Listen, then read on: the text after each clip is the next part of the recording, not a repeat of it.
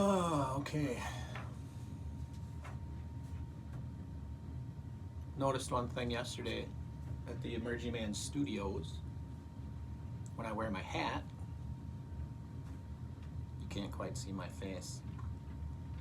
It's a small 7 wide by 12 long. Was an old, like a preserves cellar.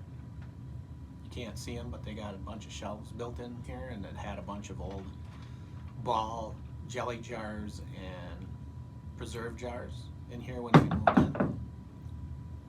Granddaughter's still awake. So I need a little bit more lighting because of the dark wood and the rock wall sucking light. Because when I did my last video for the aforementioned action, the video had two things wrong with it. One, a little bit of the lighting, and I have 1, 2, 3, 4. I have 5 lights going, and I can throw up a work light, a spotlight, but it's a bit harsh, and it washes me out. I have no color. So a couple of things going on here. This little pole right here is actually an old lamp. So we're going to be dismembering that and creating a soft light somewhere in front of me, something that's not harsh and glaring. And then, being the life of a writer, life of a soon-to-be podcast host, it's also Christmas time, and my daughter doesn't have time to put my granddaughter's scooter together.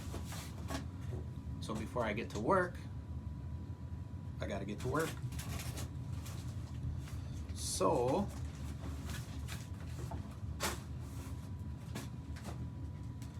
that's how life of the emerging man is, right?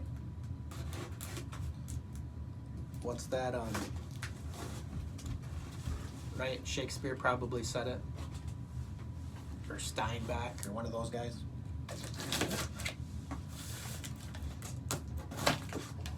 The best laid plans of mice and men.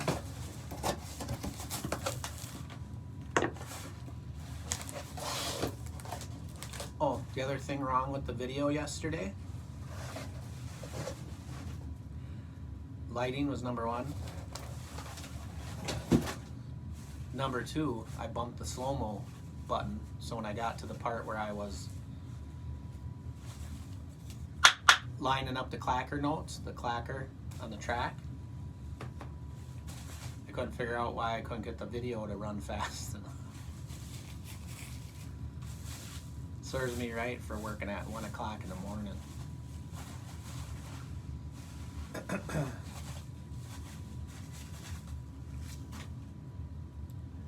Let's see.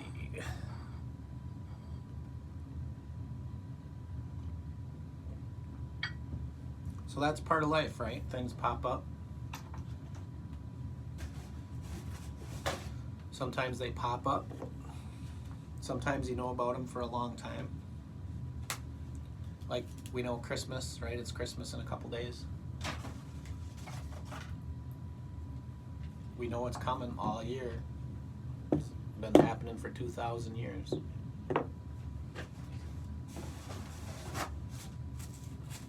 But seems like we're always just a bit shy, ready for it. But this year, my wife has done a great job. Ooh, nice handlebars. We had our kitchen remodeled this fall. Boy, that light's really bad, isn't it? Had our kitchen remodeled this fall, complete all the way down to the studs, brand new custom made cabinetry that my wife designed and placed in all her workstations. So Thanksgiving went over really good. That was our soft opening. And now we, like always, are hosting Christmas. But this year we seem pretty well prepared. At least we are. And my daughter, not so much. She's the young mom type. So she'll have to learn and take 30 years to be ahead of the game too, I guess.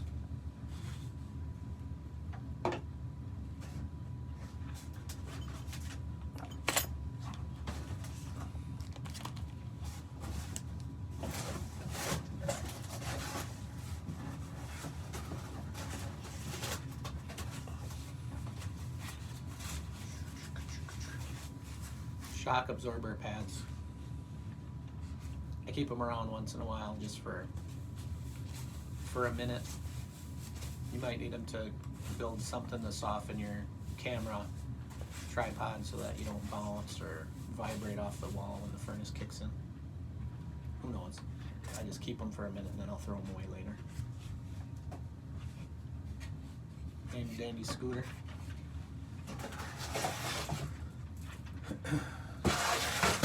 But we never know.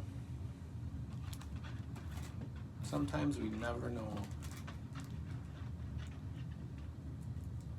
So as I get ready to work on the podcast some more, the Emerging Man podcast, hosted by yours truly, Dave Boskus. With the podcast being, if you find this and you followed me a little bit, I have an idea. Let me run it by you. I'm getting the inclination to call it, or to title it, or to describe it, the Emerging Man Podcast, a Christian podcast for non-Christian people. Because as I've been doing putting some feelers out there, talking to certain age men, talking to people online, the people that God is leading me to don't go to church, they don't read the Bible, they don't know Jesus as a person, that you can have a personal relationship with him. If they are trying, they're trying to get there intellectually first, they're trying to learn something, they're trying to find something, they're looking for something, and it's going to be my mission to explain you're not looking for something, you're looking for someone. And so however you are going about it is fine. God's going to meet you wherever you're at. And in the book of Jeremiah, not to get going too forward,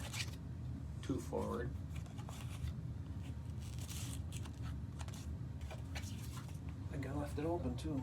Yeah, right here.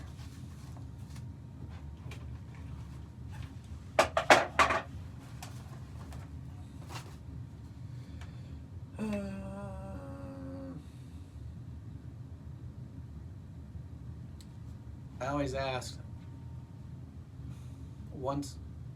it's kind of a circle how God draws us into a relationship with him. God has to draw us first. He draws us to Christ. Christ, once we meet and get to know him, introduces us to the Holy Spirit. And then the Holy Spirit teaches us and reminds us, shows us, leads us, nudges us, sometimes shoves us, as in my case, shoves us in directions that we need to go. But how that happened, and as you find and as I describe myself to you over the episodes, I wanted to know, how did God do that?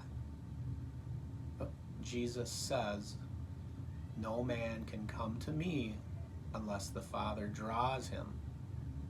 So I asked, because I ask a lot of questions, how does he do that? What do you mean by that? So my job, telling somebody new, because you're not looking for something, you're looking for someone. God is going to meet you at exactly the place where you can't deny that it's anything but Him, because it's going to be so personal between you and Him that it cannot be anything else. And so here's how that goes. Here's what it says in the Word. In the book of Jeremiah, he's an old-time prophet back in the Old Testament. Chapter 31, starting at verse 3.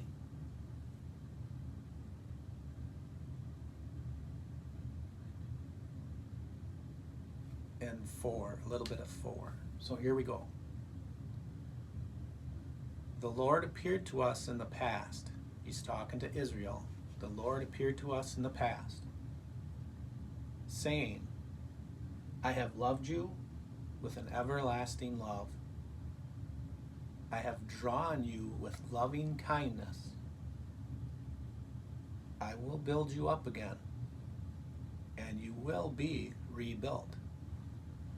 Now, for an old car guy like me, that speaks to me. I'm not huge into cars. I just had to become a mechanic because I had 5 kids, no money. Somebody had to keep the cars running. Can't take them to the garage all the time for an $800 repair when I can do it for $120 worth of parts in my driveway. So how does God draw us with a loving kindness, right? To a point where it's so personal with you that you will go the rest of your life, like I have to, saying, God's real. God is real, right? And my little thing that I always say when people talk or we get into a nice back and forth, I'm like, go get yourself a stick and start hitting me, because it really happened. He's real. I asked him if he was real, and he showed me that he was real. And here's how. As you get to know Christ, people were going to ask you, what's your witness? How do you witness to Christ? What has he done in your life? Right? And in Isaiah 43, God says, you are my witnesses. Okay? We don't have to save anybody. We are not Christ. We can't pay that money, that blood, to save another person. But we can help them, and we can give them a hand, like I'm trying to do with the podcast, right? With a firm grip and some grit. Take a hold of Christ's hand